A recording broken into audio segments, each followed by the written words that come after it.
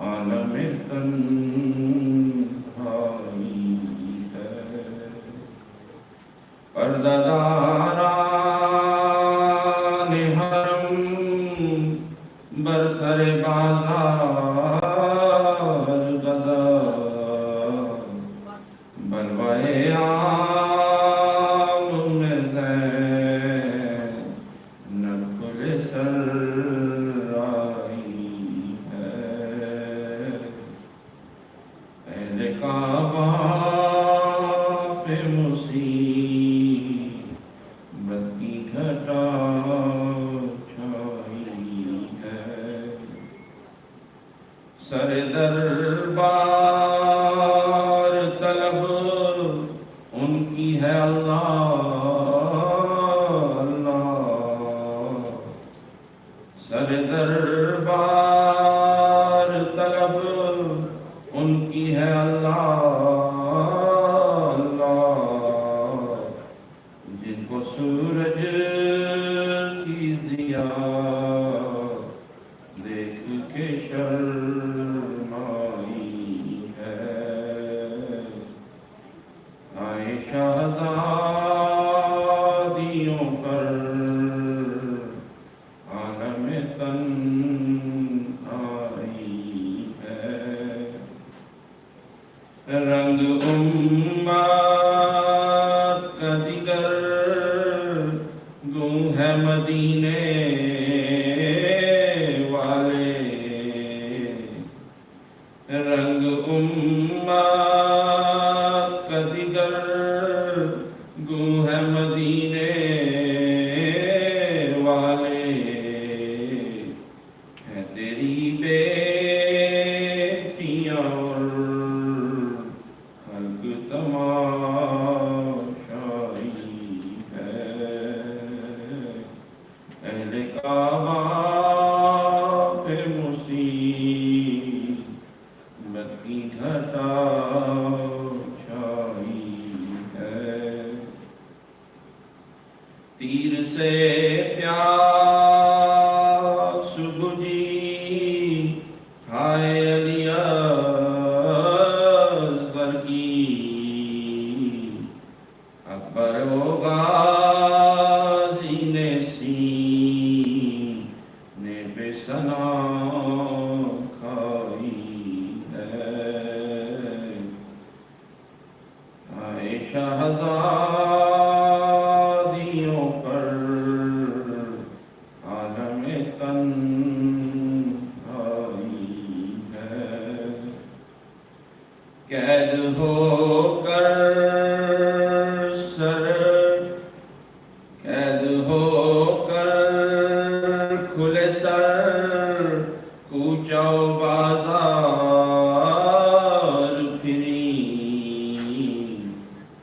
قید ہو کر کھلے سر کوچہ و بازار پھری، دختر فاطمہ زہرا کی رسوائی ہے، اہل کعبہ پہ مصیبت کی گھٹا چھائی ہے، اور تیرا گھر لوٹ کے برباد کیا امت نے،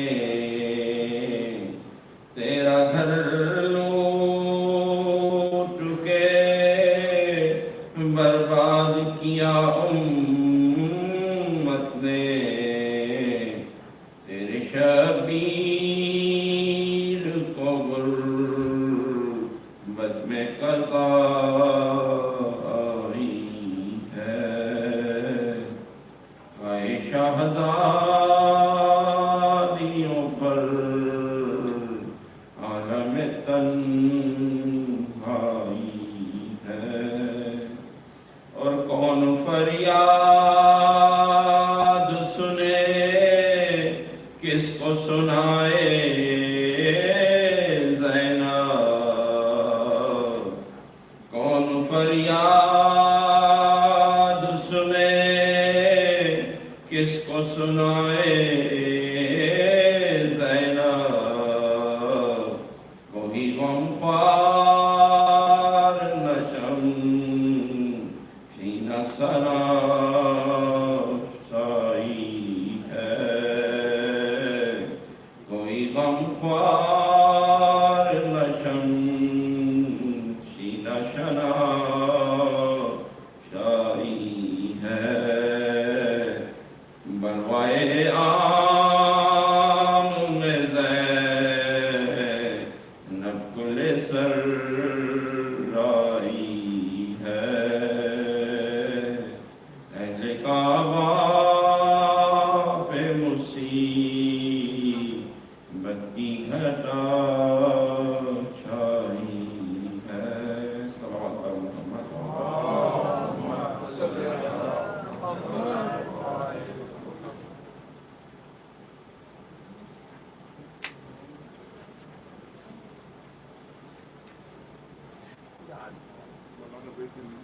Let's move to remember.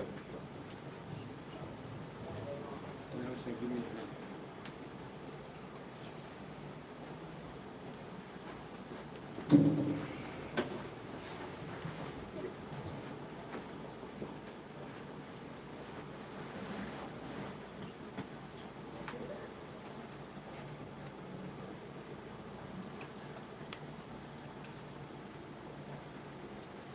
محمد آل محمد صلوات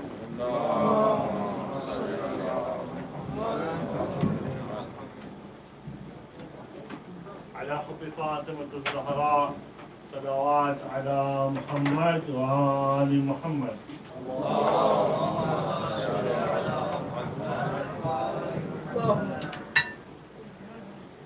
على حب الحسن والحسين صلوات على محمد وآل محمد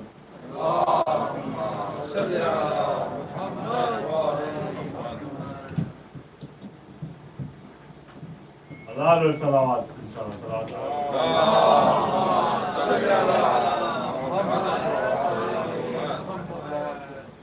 For the love of Imam Sahib al-Asr wal-Zaman, salawat ala Muhammad wa ali Muhammad.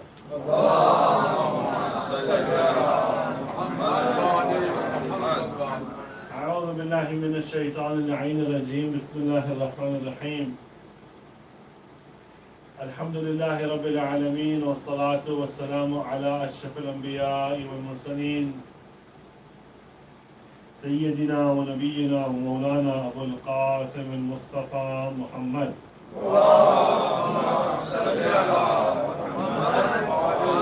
اللهم على آل بيته الطيبين الطاهرين المعصومين المظلومين المنتجبين قال الله العزيز في محكم كتابه الكريم بسم الله الرحمن الرحيم ولله المشرق والمغرب فأينما تولوا فثم وجه الله صلاة على محمد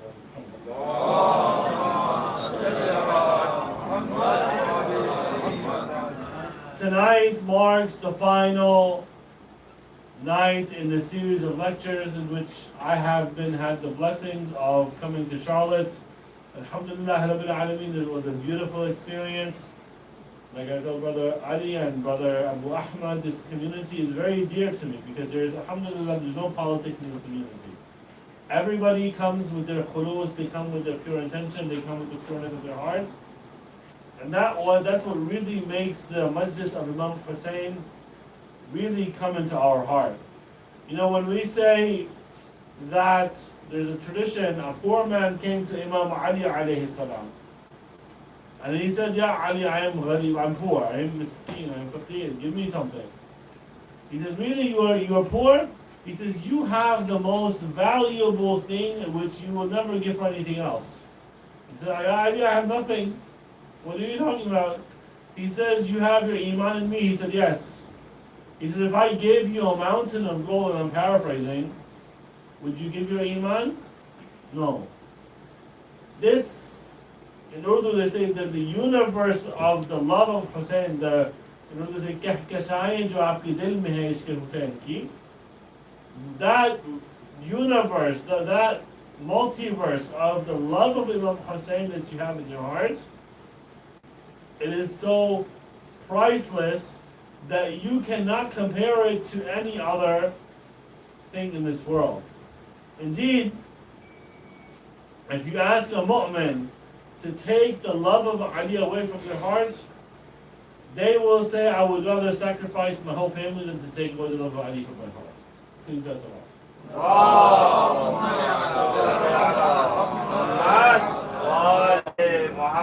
And indeed, there is a story about, I believe it was Haider ibn al-Adi, companion of Imam Ali.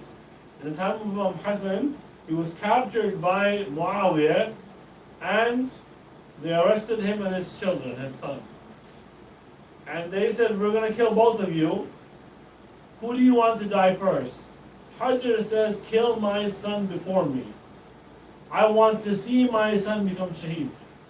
And they said to him, you must be really crazy, because why would a father want to see the dead body of his son? And he says, I'm afraid that if I die before he does, my son will lose his iman after my death. Therefore, I want to die before him. And in these nights, dear brothers and sisters, we've had the blessings of talking about a subject that is an integral part of the faith of Islam. Existence in general, yes, but the existence of Allah subhanahu wa ta'ala. In the first few lectures, I talked about existence as a general idea, where we talked about different philosophers who presented the idea of existence from their own view. Descartes saying, I can doubt anything and anyone except my own existence. I cannot doubt that I exist, because for me to doubt, there needs to be something that exists that can doubt. And it makes sense, one, to some extent. Locke started to say existence depends on perception. And I'm really summarizing the past couple of nights. Existence depends on perception. I am in this room. This room exists only as long as there's somebody here to perceive it. As soon as I leave, or this room becomes empty, it ceases to exist. And I believe I mentioned in Islamic philosophy, they say that, when we say Allah subhanahu wa ta'ala, the existence of God is necessary for every nanosecond in this universe, and that even Allah is forever necessary. They say that Allah destroys and creates the universe in every second, and therefore the existence and the destruction of the universe is completely dependent on the will of Allah subhanahu wa ta'ala. Please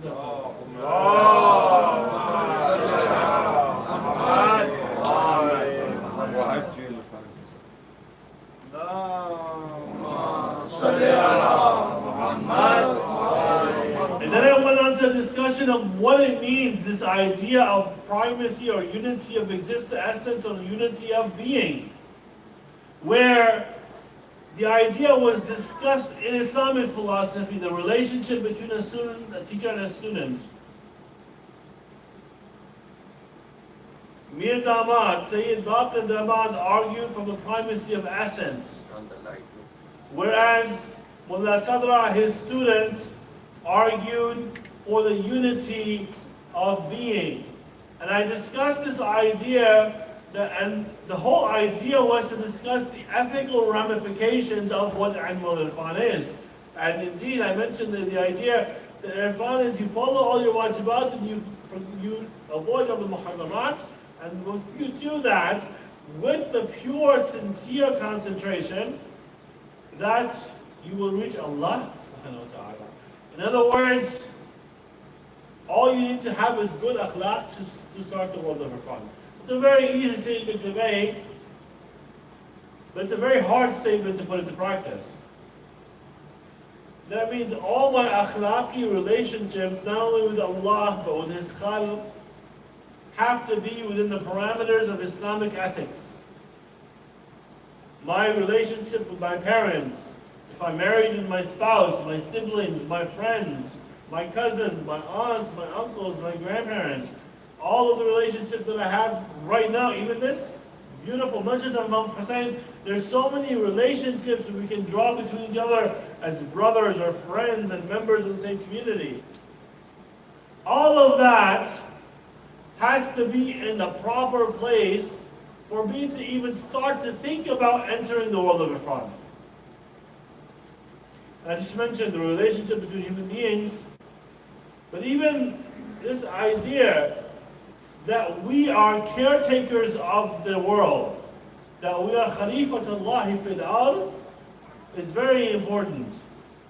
I was just telling my brother Ali, Dr. Sayyid Hussein Nasr, 1965, gave a series of lectures. Dr. Sayyid Hussein Nasr, by the way, he did his PhD from Harvard or MIT in the natural sciences.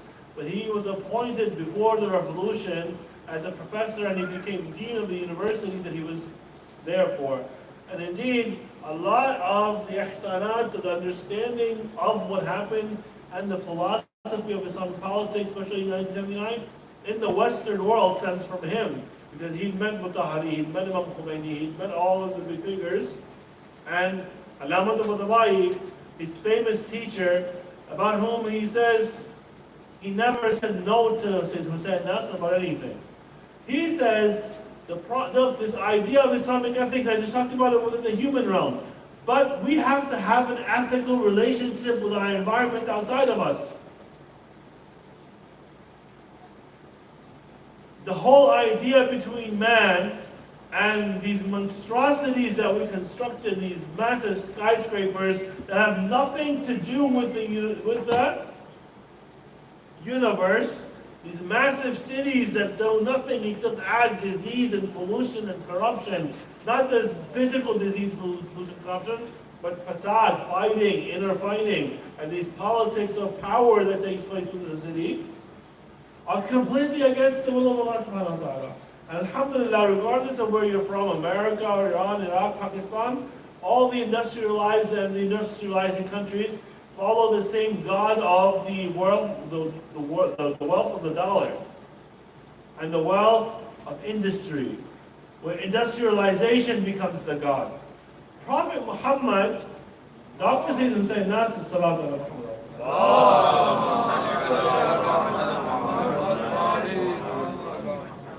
Prophet Muhammad was the first one who set the idea of a national park, where he created, I believe this is in Dr. Nasr's book, Man and Universe, and he mentioned this in some of his lectures as well. He created the first park where people were not allowed to pollute, where all the animals were protected, where all of nature was protected, and people would come in and enjoy these nature. Medina was a small city. It was, God knows, maybe a couple hundred people. But even in that small city, he created a space for people to enjoy nature. And this whole idea of revelation in nature, or nature being a part of revelation, is something that goes back to the discussions of the holy books itself. Give you a simple example. Moses and Banu Israel roamed the wilderness for 40 years. When they're about to enter the promised land, Nabi Musa dies. He was called up to the sky up to the mountain for 40 nights, received the commandments, and this was all nature. Mount Sinai, Nabi Isa, in the Bible, please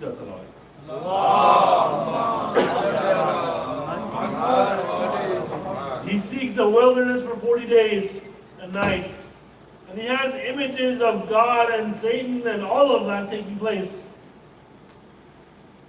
In the Quran, we have nature as being a sign of the divine.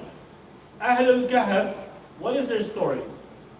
Why are they in a cave? Cave mythology exists in every religion. Plato's allegory of the cave. Historically, humans emanated, their first homes were caves. According to modern myth, I could say. Prophet Muhammad receives revelation inside a cave. So this whole idea of nature being a sign of the existence of God is very powerful. Unfortunately, in the Western world, they say Augustine developed the idea of the city of God, and he deprived mankind of the beauty of nature. Completely deprived mankind of it. And all of the modern problems comes from this deprivation of nature. The peace that we get from nature is so sublime that we cannot get it anywhere else. Try it. Go outside of your yard and pray Fajr in the Ayn al-Waqt and see how beautiful it is to see the sun rise as you are reciting your du'as after Salat al-Fajr. Go for a mountain hike. Go into these national parks. Go on a fishing trip. See the beauty. Look, I don't know about here, but growing up in New Jersey, I was 25 minutes away from Manhattan. But even in the 1990s, that at the nighttime, if I were to look up into the sky, I would see hundreds of stars. Now I look up, I see fog and nothing more. What happened? We left this idea of nature. We left this idea of, and of course this whole idea of nature being a sign of God or a name of God, and the existence of nature being a pointer to the reality of Allah subhanahu wa ta'ala is a very deep and powerful discussion, dear brothers and sisters. And we discussed the idea of wahdatul wujud, wajibul wujud, mumkin wujud. I don't want to rehash everything tonight. Tonight I want to talk to you about a very important idea, the divine community. You see, prophets were sent to different nations and tribes and families. Each goal was to create the divine community. And Allah subhanahu wa ta'ala always makes the oppressed his divine community. Look, if you want to go back to history, the migration patterns in the Middle East were in flux for generations. And the slave trade and all of that was in flux. The biggest civilization of that at the time, before the time of Nabi Yusuf, was Egypt. And there were slaves from Canaan in Egypt. When Nabi Musa came, those Hebrews, those Israelites, were slaves. And Allah subhanahu wa ta'ala made Nabi Musa a prophet. When he was about to be born, the magician said to the Fir'aun of the time that you know what, there's going to be a child born to these Israelites who's going to overthrow your kingdom. And you know what happened? And the Bible quotes the story as well as the Quran. He was so vile and inhuman, Fir'aun, that he would kill the baby boys in front of their family members, and any pregnant Israelite woman, they would puncture their stomach, take out the fetus, and kill the fetus, and mother would die from the wounds. Yet when Allah wanted to choose a divine community, Ya Bani Israel اذكروا نعمتي التي أنعمت عليكم وأوفوا بعهدكم and all that.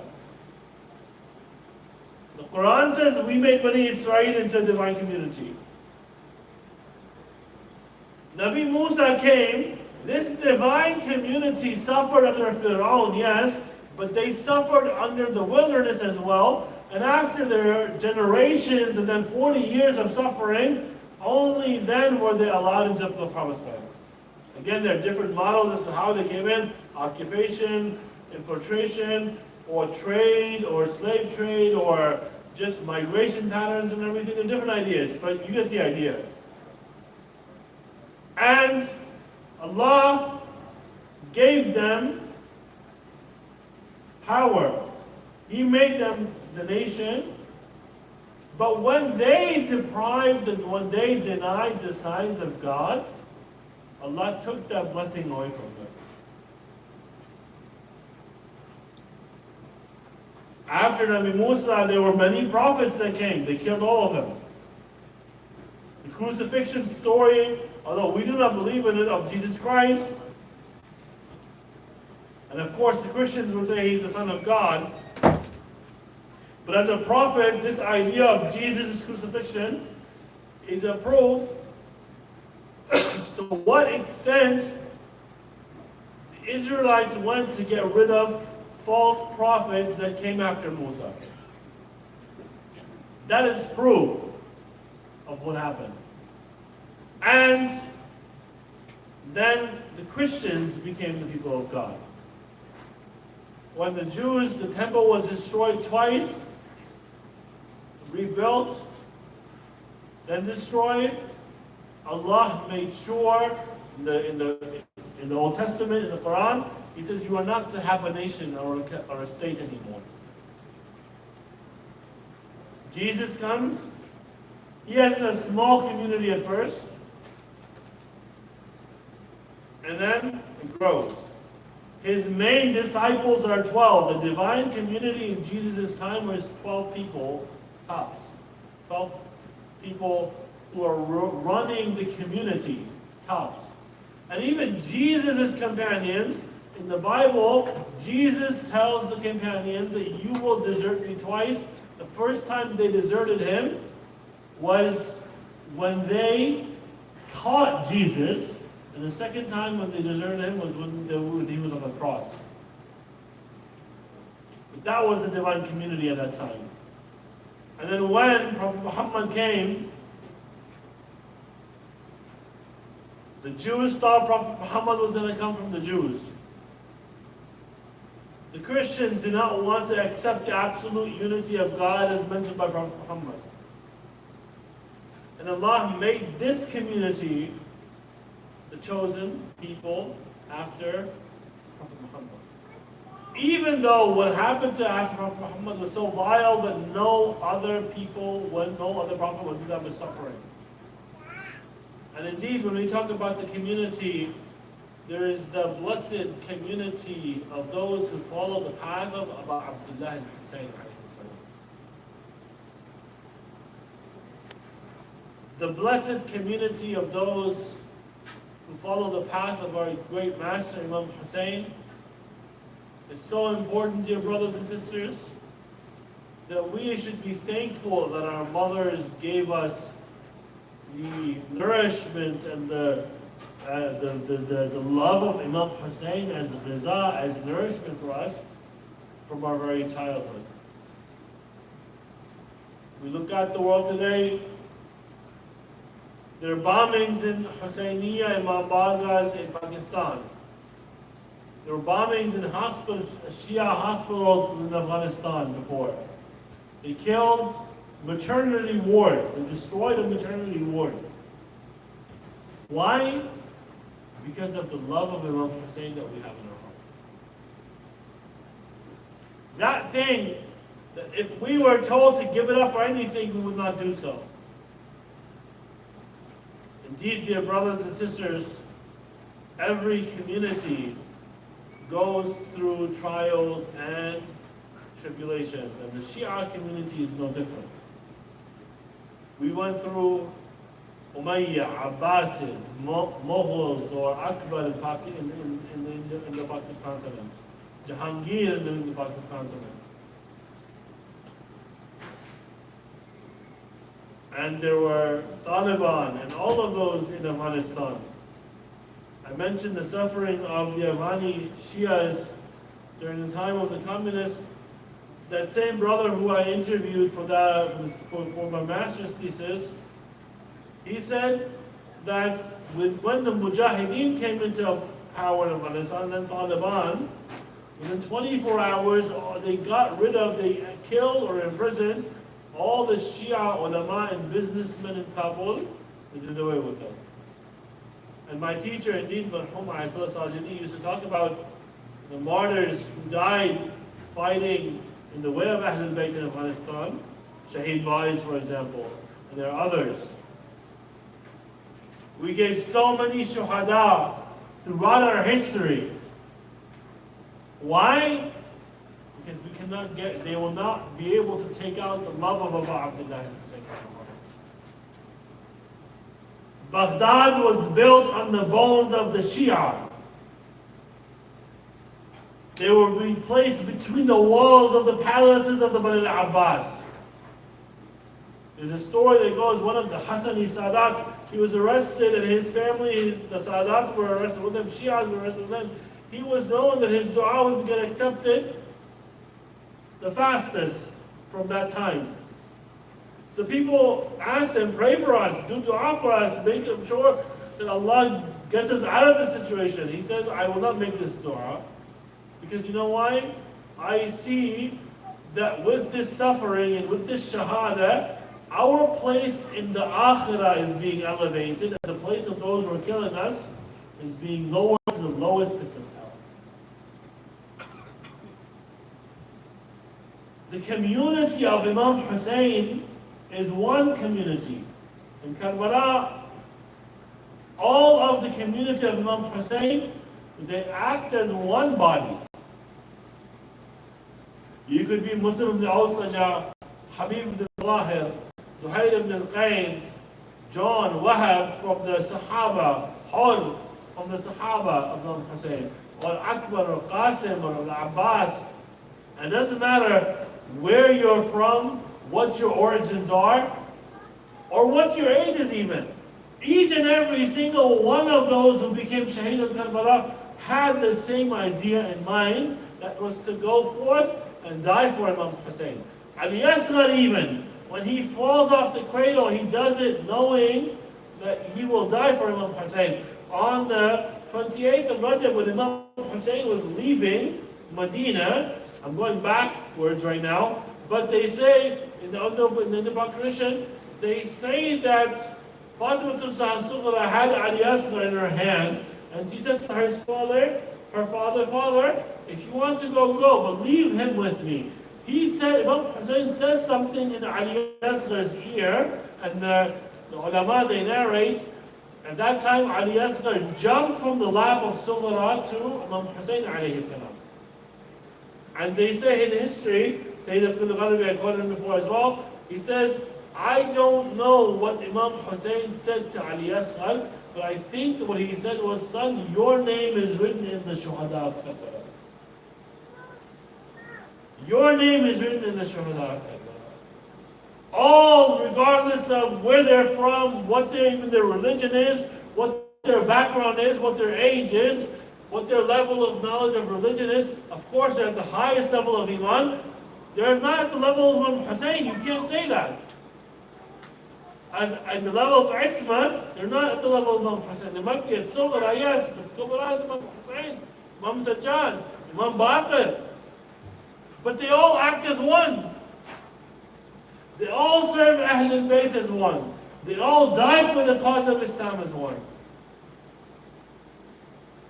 The community of Sayyidah Zainab Salamullah alayha is no different, dear brothers and sisters. After Karbala, the women of Karbala became ambassadors of Imam Hussein throughout the Muslim world. Everything that happened to the women of Karbala was an atrocity beyond belief. We cannot begin to imagine what happened to them in Karbala. All we can say is that Imam Hussein told Sayyida Zainab Salamullah alayha what was going to happen after him. And he says, Zainab, be patient. And therefore we say the sabr of Sayyida Zainab has no limit. That woman who led that community without a hijab on her head, and none of the women had hijabs on their head. Imagine what it must feel like to be Mama Sajjad in chains and not being able to do anything for the women in your family who are being imprisoned in front of you. Imagine that. And the whole reason I'm talking about this idea of the Husseini community, the divine community, dear brothers and sisters, what we have in Charlotte, North Carolina, is indeed a divine community. The Mu'mineen is a divine community. And Allah subhanahu wa ta'ala blesses us. Look, the Quran says Allah created us and He made us in tribes and nations so that we may know one another. We might be different ethnicities, we might be different cultures, some of us are born in America, some of us are born in Pakistan, Iraq, Afghanistan, India, wherever. Lebanon. But when we come to the Majlis of Imam Hussein, it is as one community. Dear brothers and sisters, I know that there is a project everybody in this community has in mind. And that is the masjid that is going to be built, and the land has been bought, it's been cleared. I want to make a personal request for all of you. Take part in the activities of your center. Whatever activities your center has, take part in it. Not just in Muharram, because Muharram is great. But Muharram is not meant for Muharram. Muharram is meant for the other 11 months that you spend outside of Muharram. Majlis of Imam Hussein is great. But if I do not work for the way of Imam Hussein outside Muharram, then my majlis is hitting a deaf ear. And I say that about myself, not yourselves. I need to actively take part in the community. Many of us come from other countries. I was 5 when I moved to America, so I have not seen the community in Pakistan the way others have might have seen it in Pakistan or Afghanistan or India or Iraq or Iran. But they don't need to be forced into coming to the Majlis of Imam Hussein, because everywhere they go is the Majlis of Imam Hussein. But we here need to make sure that we are an active part of our community, not for us. Many times I travel and the elders say, we've done our part, we know our religion, that's it. It's for the kids that we have to be part of this community. And indeed, a community does not run for 10 days, that's it. Community is a 365-day project out of the year. It is that important for us that we need to take the active step, donate to your masjid, donate for the cause of the creation of the new masjid, donate for the project, donate for Sunday school. Not just money, come to Sunday school, teach, donate your time, donate your love for Imam Hussein, donate your love for Ahlul Bayt, and come and teach and work for the way of Imam Hussein. The sister once asked yesterday, what is the best way we can raise our children? This center is the best way you can raise your children. Bring them here.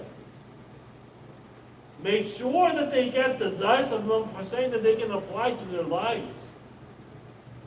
Have them have a relationship with the ulama that they can ask them everything.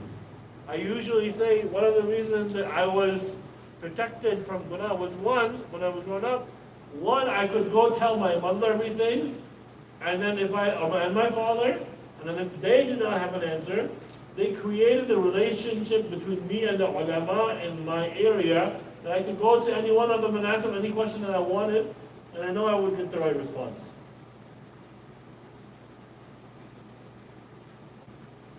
That is 365 days.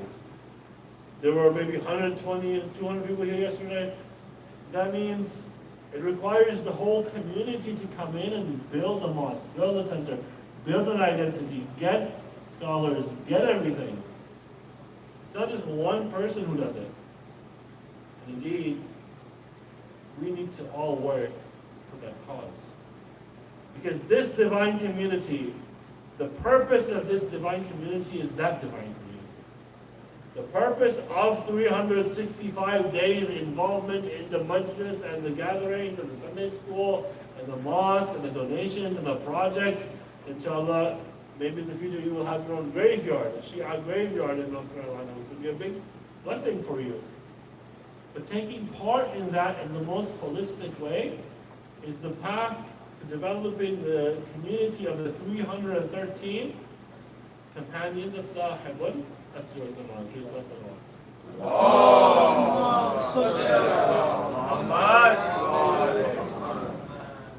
Another sentence, salawat ala Muhammad.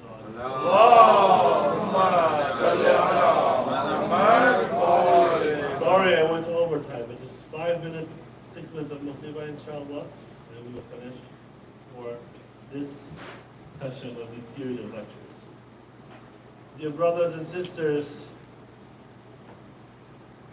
we talked yesterday about the most horrific day that occurred in the annals of humanity, where the house of Fatima Al-Zahra within the course of a day was completely destroyed. And we talked about after the Shahadat of Imam Hussein of the burning tents. Today I want to talk to you about what happened on the 11th of Muharram, dear brothers and sisters. They started to tie all of Ahlul Bayt up in rope and chains, dear brothers and sisters. They tied all the Ahlul Bayt up in rope and chains. They say when it comes to the Maqtal of the 11th day of Muharram, they say Ahlul Bayt's heads were being chopped off and being put on lances. Of course, Imam al-Husayn's head had already been chopped off and put on a lance on the 10th of Muharram, but those companions whose heads were still on their bodies, their heads got chopped off and they got put on lances, dear brothers and sisters. Ahlul Bayt are being paraded through the battlefield. Imagine being Sayyidah Zainab Salamullahi alayha. She looks at the body of Abu Abdullah al-Husayn. In the Maqtal, they say this happened at different times. Some say this happened on Sham al-Ghariba. Others say this happened on the 11th of Muharram. She went to the body of Abu Abdullah al-Husayn and she says a question. She says, Anta akhi? Are you my brother?